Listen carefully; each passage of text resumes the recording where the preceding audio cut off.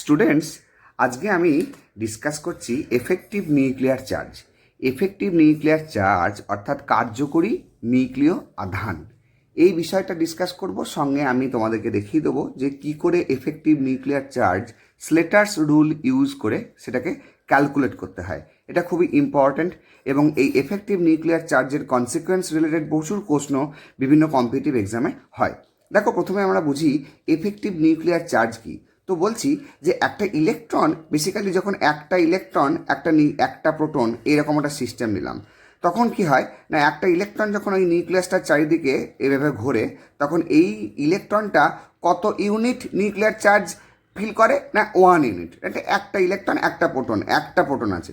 এখন প্রবলেমটা অ্যারাইজ করে কখন, যখন আমার একটা নিউক্লিয়াস এরকম করে থাকলো, সেখানে অনেকগুলো ইলেকট্রন থাকলো, অনেকগুলো মেনি ইলেকট্রন সিস্টেমের ক্ষেত্রে।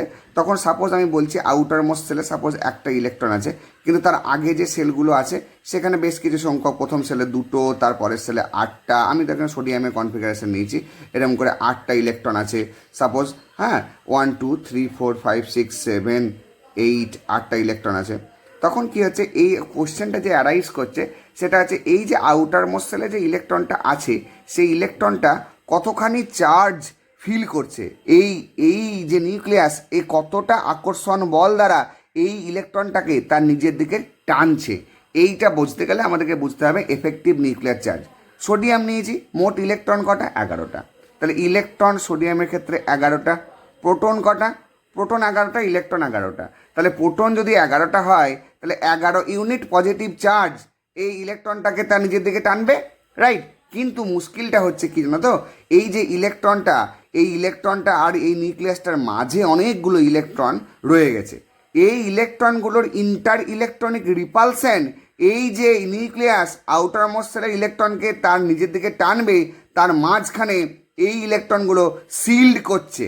কি সিল্ড করছে না, এদের মধ্যে যে ইন্টার ইলেকট্রনিক রিপালশন হয় সেইটা এর দুটোর মাঝখানে একটা পর্দার আকারে বা স্ক্রিন আকারে থেকে যাচ্ছে, রাইট? এর জন্য কি হচ্ছে, যতটা ফোর্স দ্বারা এই ইলেকট্রনকে তার নিজের দিকে টানার কথা, ততটা ফোর্স দ্বারা ও টানতে পারছে না, রাইট? কথাটা বোঝা গেল?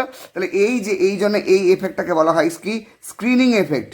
কি বলা হয়? স্ক্রিন হিসেবে কাজ করছে, এই জন্য এটাকে বলা হয় কি, স্ক্রিনিং এফেক্ট। তো এই কারণে আমার বিভিন্ন সিস্টেমের ক্ষেত্রে কোন ইলেকট্রনটার ক্ষেত্রে আমার কতটা এফেক্টিভ নিউক্লিয়ার চার্জ হবে, সেইটা আমাদেরকে বুঝতে গেলে আমাদেরকে স্লেটার্স রুল আগে ভালো করে জানতে হবে। স্লেটার্স রুলটা কি?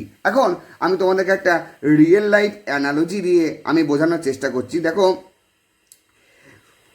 শীতের সময় ধরো বাইরে খুব ঠান্ডা পড়েছে, ঠিক আছে? তাহলে এবার যদি তোমার গায়ে একটা পাতলা চাদর থাকে, তাহলে তোমার ঠান্ডা কী হবে? বেশি লাগবে। অর্থাৎ বাইরের ঠান্ডার প্রভাবটা তুমি কি বেশি অনুভব করবে। আর যদি তোমার গায়ে একটা মোটা কম্বল থাকে, তাহলে কি করবে? ঠান্ডার প্রভাবটা অনেক কম অনুভব করবে, রাইট?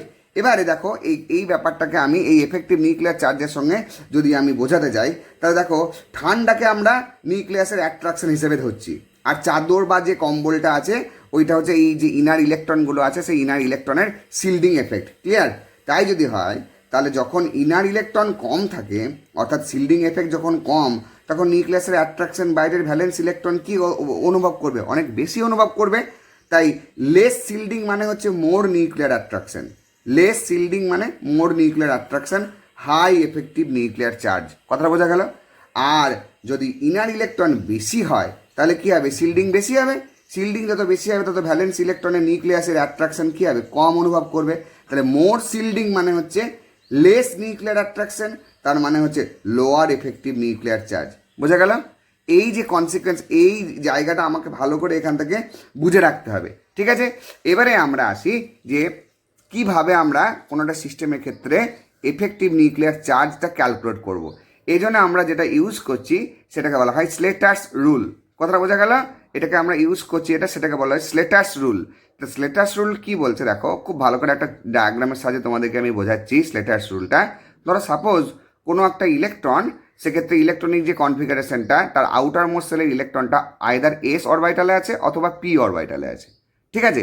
তাহলে সে এস অরবাইটাল বা পি অরবাইটালে থাকা ইলেকট্রনের ক্ষেত্রে যদি আমার এফেক্টিভ নিউক্লিয়ার চার্জ ক্যালকুলেট করতে হয়, তাহলে দেখো nth অরবাইটাল, সাপোজ আমি বলছি কি, সাপোজ ধরো 3s অরবিটালে আছে, তাহলে এখানে n এর মান কত 3।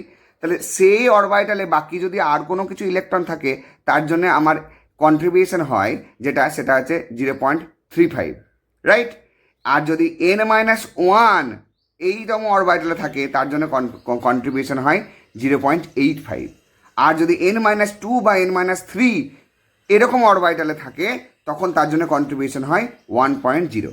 এই যে কন্ট্রিবিউশন বলছি, এই কন্ট্রিবিউশনের সাহায্যে আমরা কি ক্যালকুলেট করতে পারি না শিল্ডিং কনস্ট্যান্ট। তাহলে এফেক্টিভ নিউক্লিয়ার চার্জ যেটা, suppose effective nuclear charge Z effective equal to হচ্ছে জেড মাইনাস সিগমা, রাইট।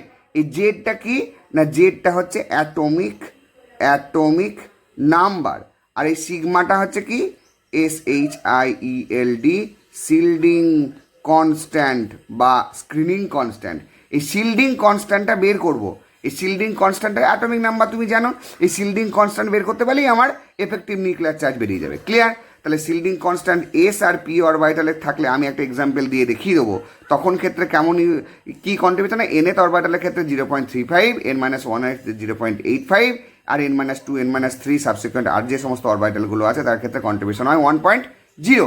এখন যদি ইলেকট্রনটা ডি এবং এফ ইলেকট্রন হয়, ভালো করে বোঝো, ইলেকট্রনটা যদি ডি এবং এফ ইলেকট্রন হয় তখন সেই nth অরবিটালে থাকা ইলেকট্রনটার ক্ষেত্রে ইলেকট্রনগুলোর ক্ষেত্রে কন্ট্রিবিউশন কাউন্ট করতে হয় 0.35, বোঝা গেল 0.35।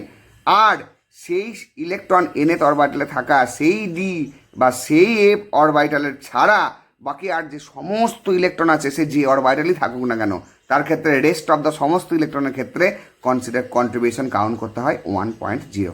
আমি একটা এক্সাম্পল দিয়ে তোমাদের এই বিষয়টা খুব সুন্দর করে বুঝিয়ে দিচ্ছি।